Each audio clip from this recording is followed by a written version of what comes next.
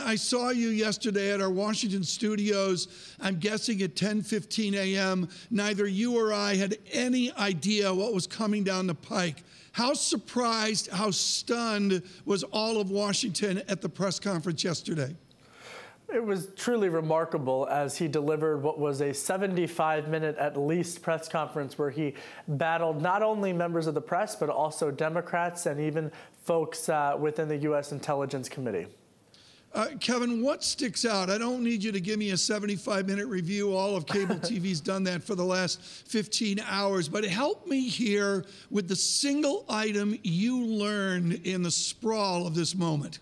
There was one moment in particular where he said that his chief of staff, Reince Priebus, former head of the Republican Party, was trying to put out so many fires, of course, that the president calls fake, but candidly on Capitol Hill, members of his own party are still pressing him on, that Reince Priebus wasn't able to work on the issues of his legislative agenda. That, Tom, is really why all of this matters. Kevin, okay, let's pick up on that point. This is the question that the financial markets wants answers to. When are we going to start to see policies that matter for the financial markets? What you're saying is that actually the president admitted yesterday that it's going to be longer than we first thought. Well, Guy, later today, President Trump will go to Charleston, South Carolina, where he will tour a Boeing plant, clearly trying to keep with that business theme. But I talked to members of the House Financial Services Committee who tell me that within the next several weeks, House Financial Services Committee Chairman Jeb Hensarling will release his Dodd-Frank alternative plan to repeal parts of Dodd-Frank.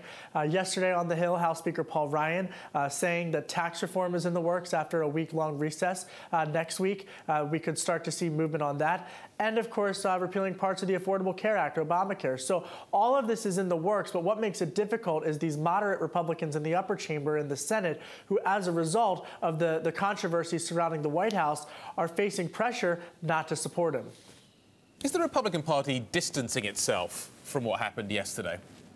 Parts of them are. I mean, to be quite frank with you, to see Pusner withdraw himself from the nomination for Labor Secretary, and then, of course, last night we get word that Admiral Harward declined his post to replace General Flynn. I mean, that's two examples right there.